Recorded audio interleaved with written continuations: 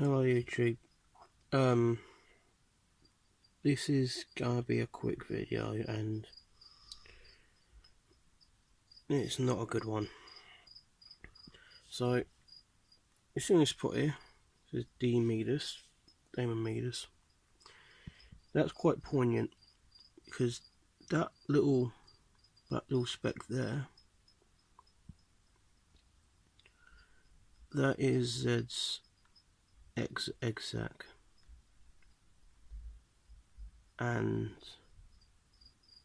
I've done everything I can at this stage to try and save it, but I don't think it's going to happen. They don't survive.